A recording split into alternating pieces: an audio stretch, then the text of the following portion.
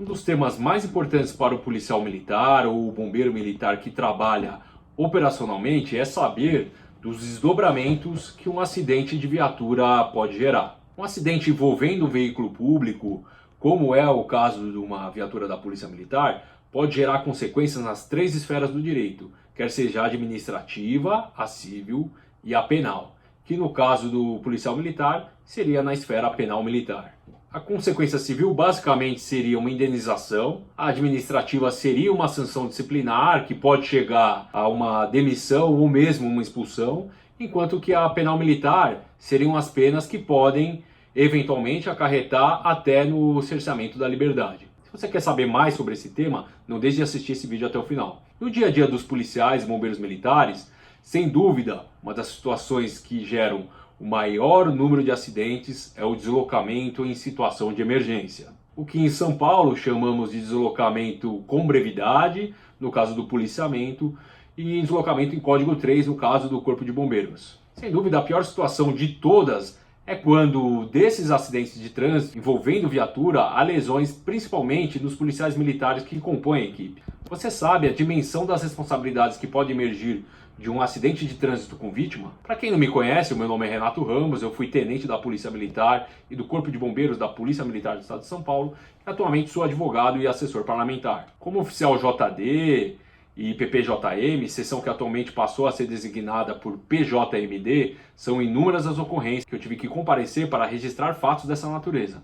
Então vamos tentar entender o que acontece juridicamente momentos depois de um acidente de trânsito com vítima, frise-se envolvendo viatura e que seja originado em virtude de uma ação ou omissão culposa do policial militar motorista, principalmente por não se atentar às previsões do artigo 28 do Código de Trânsito Brasileiro. Então vamos lá. A primeira ação do oficial de serviço será se deslocar ao local dos fatos para tomar as primeiras providências de polícia judiciária militar. E essas providências estão previstas no artigo 12 do Código de Processo Penal Militar e são basicamente 4. Então o artigo 12 diz: logo que tiver conhecimento da prática da infração penal militar, verificável na ocasião, a autoridade a que se refere o parágrafo 2º do artigo 10 deverá, se possível, dirigir-se ao local, providenciando para que não se alterem o estado e a situação das coisas enquanto necessário, apreender os instrumentos e todos os objetos que tenham relação com o fato. Eu vou inverter a ordem da análise das alíneas C e D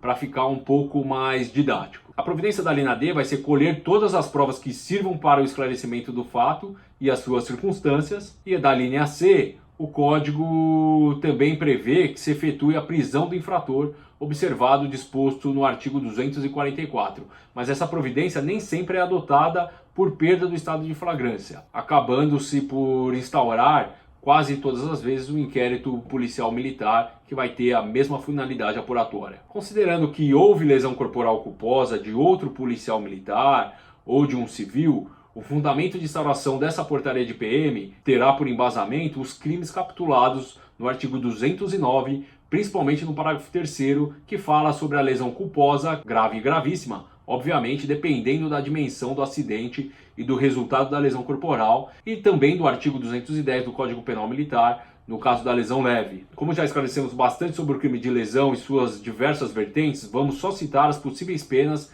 em decorrência desse crime. As penas vão desde a infração administrativa, por desqualificação do crime pelo juiz, ao constatar a lesão levíssima. Lembrando, o juiz pode desqualificar o crime para a transgressão disciplinar e não necessariamente deve, até as penas de reclusão de até 8 anos, se da lesão corporal resultar morte e as circunstâncias evidenciarem que o agente não quis o resultado nem assumiu o risco de produzi-lo. Quanto à lesão levíssima, vamos recordar o texto do artigo 209, parágrafo 6º. Então o parágrafo 6º diz: no caso de lesões levíssimas, o juiz pode considerar a infração como disciplinar. E quanto à lesão grave e gravíssima, se os resultados das lesões forem causados culposamente, vamos lembrar do parágrafo 3º, também do artigo 209. Lesões qualificadas pelo resultado. Então, parágrafo 3º.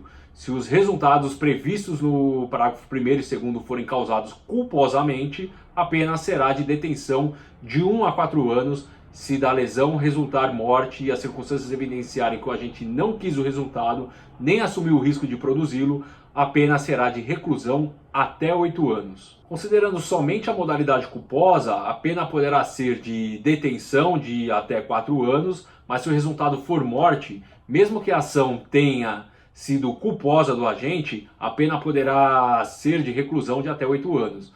O fundamento é o do parágrafo 3º do artigo 209, como a gente já havia comentado. Esse PM, após terminado, seguirá para o TJM, para que o Ministério Público ofereça ou não a denúncia, a qual será recepcionada ou não pelo juiz. Essa é apenas uma análise penal militar, mas há ainda as outras duas que a gente mencionou, a civil e a administrativa. Então, grave bem a questão do oferecimento e recepção da denúncia, porque a gente vai entender um pouco melhor sobre os reflexos administrativos se houver recepção da denúncia pelo juiz no caso de lesão corporal.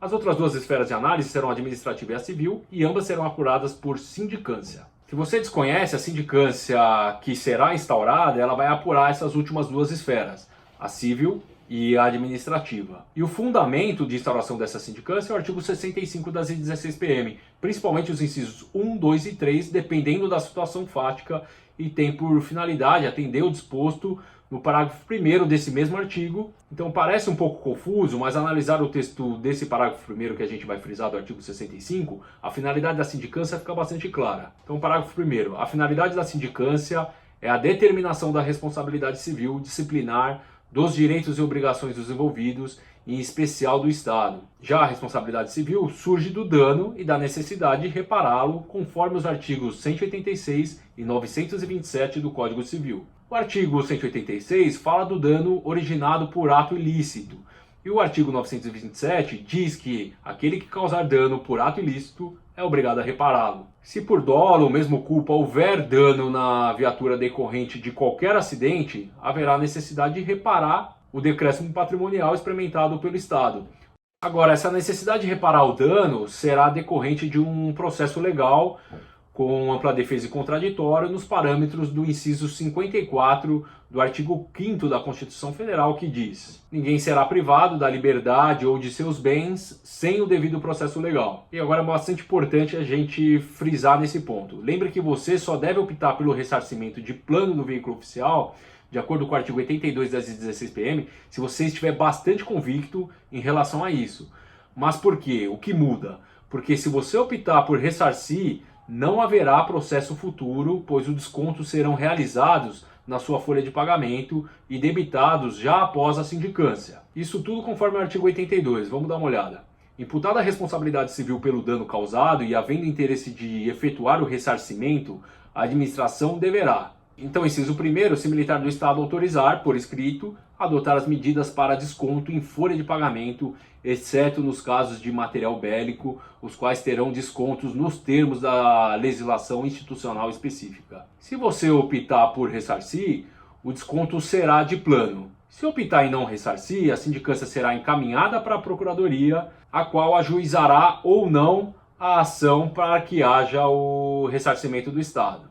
Isso tudo já num processo civil, com ampla defesa e contraditório, ao contrário da sindicância, que é inquisitiva.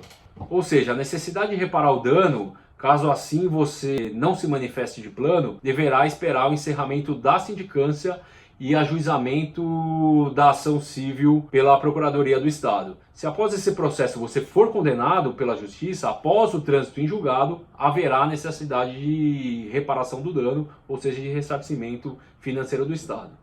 Agora, se você na sindicância se manifestar pelo interesse de ressarcimento, já após a sindicância começará a ser debitado o valor do dano. Então essa é a responsabilidade civil. A sindicância também irá apurar a responsabilidade administrativa. Então a responsabilidade administrativa vai depender bastante da conduta no caso concreto. Algumas das possibilidades de enquadramento serão a do número 100, do número 101 e do número 132, todas no parágrafo único do artigo 13 da Lei Complementar 893, de 9 de março de 2001. Então vamos ler o número 100, desrespeitar regras de trânsito, de tráfego aéreo ou de navegação marítima, lacustre ou fluvial, a falta é média.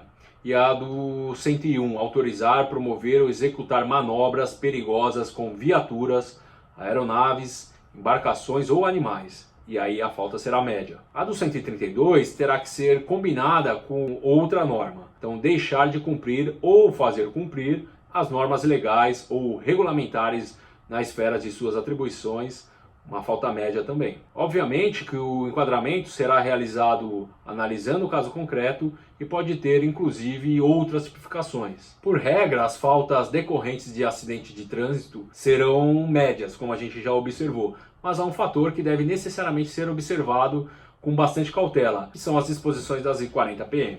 Se você está achando esse vídeo interessante, não se esqueçam de se inscrever no canal, tocar o sino de notificações. Assim você estará recebendo em primeira mão todos os nossos vídeos. Então vamos recordar que o policial militar motorista que gera lesão no encarregado, mesmo que por culpa decorrente de um acidente de trânsito, comete em tese um crime. Agora observe, se ao final do IPM, após tomar conhecimento do inquérito, o Ministério Público oferecer a denúncia e o juiz posteriormente recepcioná-la, haverá por regra, tem exceções, a necessidade de abertura de processo regular, PAD, CD e CJ, e isso vai se extrair das combinações do artigo 59 com o artigo 61 das I40 que a gente mencionou. Então vamos fazer um resumo de tudo que a gente falou hoje. De um acidente de trânsito com vítima envolvendo viatura, será instaurado inicialmente um IPM, se não houver prisão em flagrante, e uma sindicância também. O IPM vai analisar a conduta na esfera penal militar, enquanto a sindicância nas outras duas esferas restantes, seja civil, seja administrativa. Na esfera penal militar, a pena pode chegar até 8 anos de reclusão se houver morte de um policial ou um civil que decorra de uma lesão culposa.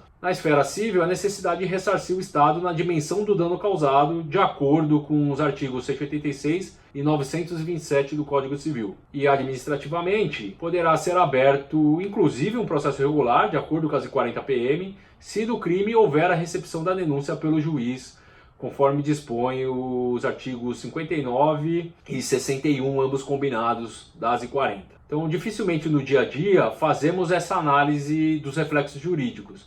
Então, meu amigo policial militar e bombeiro militar, bastante cautela no deslocamento, preserve sua vida, de seus amigos de farda, da população e principalmente volte bem para a sua família no final do seu serviço. Eu sei que ainda deve ter outras inúmeras dúvidas referente a esse tema, mas se restou alguma, você pode colocar elas aqui no comentário abaixo desse vídeo e no próximo vídeo a gente faz um esclarecimento com as perguntas dos senhores, com as respectivas respostas. Não se esqueçam de seguir nosso canal também no Instagram e no Facebook com dicas diárias para os policiais e bombeiros militares. Ajude a divulgar os 30 anos sem novidades e até um próximo vídeo.